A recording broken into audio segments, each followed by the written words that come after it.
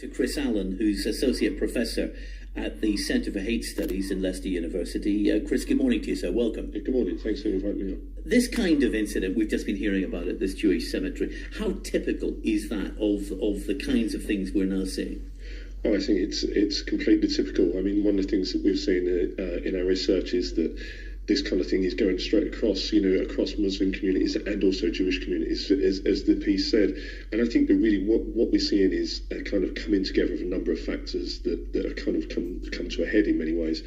I mean, what we saw after the kind of Brexit referendum and with the impacts of the terror attacks last year was a kind of surge in hate crime, which particularly focused on kind of religious identities, so religiously motivated. We saw an increase around 40% in the year after the Brexit referendum from the kind of national statistics that we have.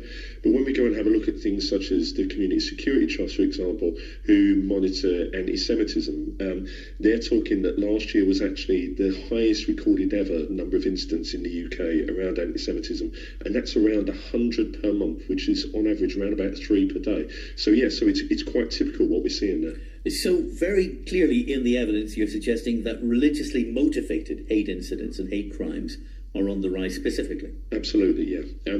We also saw a slight with race as well. So after Brexit, there was also an increase of kind of attacks on kind of Europeans, on the Polish, on Eastern Europeans, for example. But on the whole, what we're seeing is this surge in kind of religiously motivated hate crime. How do you explain it? Well, I think, as I said, there's a number of factors which come together. I think that one of the things that we've kind of seen is that within the kind of mainstream of the political discourse, we've seen with kind of, after the kind of impact of terror atrocities, after the Brexit referendum, we've seen this kind of much more kind of talking about the other, a much more divisive kind of discourse which exists in the kind of public and political spaces. But also, I think one of the key things, and what we can see is particularly with the issue around anti-Semitism, is the far right. If we look back over the past 10 years or so in the UK, we've seen the far right in Britain become much more confrontational, much more aggressive, and much more confident with that. We've seen groups such as the BNP, British National Party, English Defence League, Britain First, taking their agenda in a much more confrontational approach towards religious communities in particular. One of the things we've seen with that is that, was largely against Muslim communities. Historically, the far right, and if we look towards the European continent, for example, it's very much been directed at Jewish communities.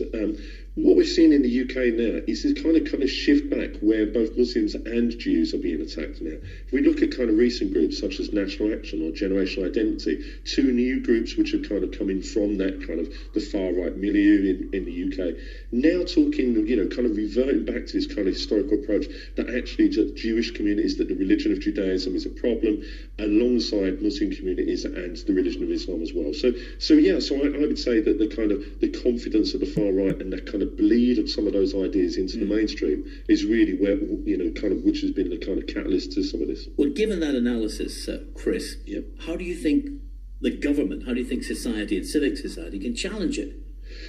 Well, I think it does take political leadership. I mean, one of the interesting things we see with politicians is that after the terror attacks, what we saw last year, and these, in the immediate aftermath, my research has shown that ever since 9/11, we see a surge in kind of anti-Muslim hate after these attacks. And of course, it's a very sensitive time. These are horrific, they're horrific, they're sheer atrocities, and so they're very sensitive times. We see politicians at that time say things such as, this is not about Islam, this is not about, not all Muslims are to blame. But then we see a kind of different approach where we talk about the other, where we talk about immigration as being a problem, where we talk about, certain communities not being a part of who we are in Britain today. And I think it does take that leadership at that level.